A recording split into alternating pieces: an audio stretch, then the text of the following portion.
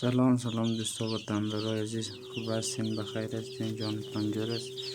چوچه مرغای استرلوب سین 7 روزه، تعدادش 200 تا.